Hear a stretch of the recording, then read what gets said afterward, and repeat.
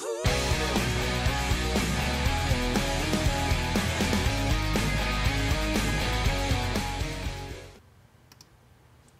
everybody, it's Monday, January 24th, 2011, and I'm sorry I didn't do a video last week. It's the first week I've missed. We had so much going on. I had sick kids with strep, the holidays, we had snow days off from school, so it was just really a busy week. So let me go ahead and give you our numbers for the last 2 weeks. Let's see, we'll do Dan first. He started at 322. On week 8, he had lost 5 pounds, which brought him down to 259, and that was a total loss of 61 pounds. And then this past week, he lost an additional 4 pounds, which brings him down to 255, and that has a total loss now of 65 pounds even. So he is doing great. It's so funny because sometimes he was like sitting across the lobby of the hospital when we were going to the support group, and I'm coming down the escalator, and I had to do a double take. From the side, Dan doesn't even look like himself anymore. It's just, it's amazing. But, okay, so for my numbers, I started at 288. On week 7, that was 2 weeks ago, I lost 5.2 pounds. That was a big loss for me that week, which brought me down to 252.6. and a total loss of 35.4 pounds. And then this past week, I lost an additional 2.2 pounds, which has brought me down to 250.4, and a total loss of 37.6 pounds. So we're both doing very good, and I feel real happy with our numbers so far. I'm happy I'm not losing a lot, you know, every week. I'm worried about the loose skin thing and everything. So I'm very happy with my 37.6 pounds.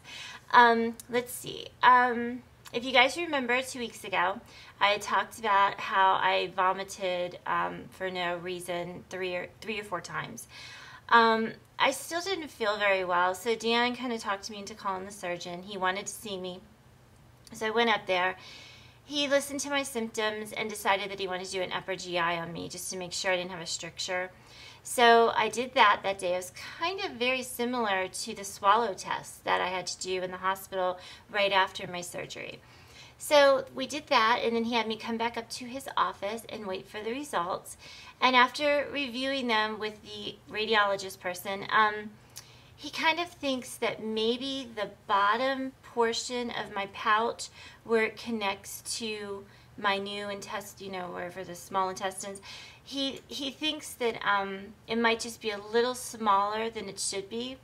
Because I have not thrown up since then, but I do have a lot of trouble lately just eating regular stuff. I'm trying to stay away from salad or cabbage or broccoli, anything that's kind of got a lot of roughage to it. And I've just been eating. I seem to not be able to eat as much as Dan. He's able to eat. I swear I can only eat 4 or 5 bites of something, and I almost have like a hurting full feeling.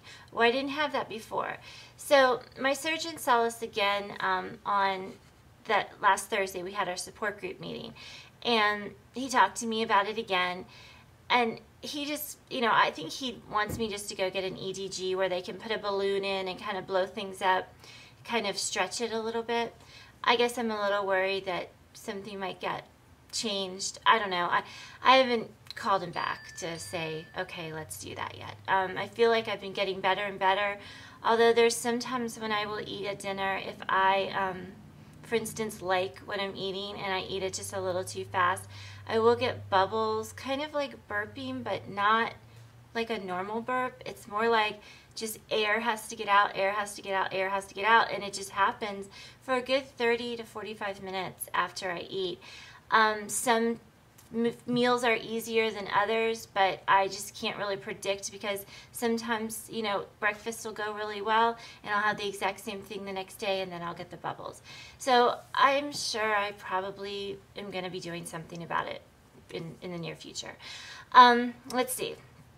Dan, on the other hand, is doing great. He is, you know, doing perfect. We were at my parents this weekend, and someone who hadn't seen him since fall, actually said to him, you know, are you okay? You know, is everything okay? Kind of like thinking maybe he was sick, and he had to go ahead and explain to that friend that, you know, he had had surgery.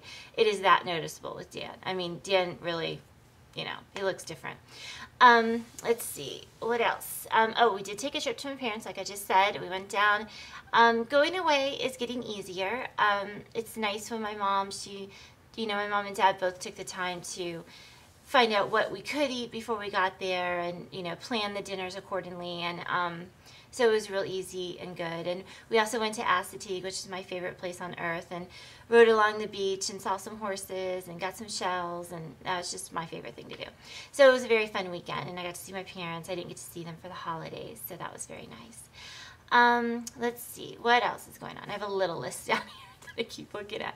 I did finish Dan's 2-month pictures. I'm going to put those together, and I'll post those on the blog, which you can find the address to the blog down on the sidebar.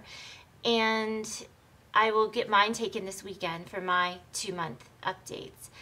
And I really don't have any new foods to talk about. We didn't really try anything new. I will share a really good tilapia recipe with you, though, that you could use on any fish, actually, but we did it on tilapia fillets, and it was really good and easy. You basically, I will post the recipe in the little comments section so you guys can try it, because really it's worth trying. What I did was I took one fillet that's about this long from Costco, is where we got ours, in a bag, and you take and broil the fish on one side, then you flip it after 4 minutes, and you flip it onto the other side for 4 minutes.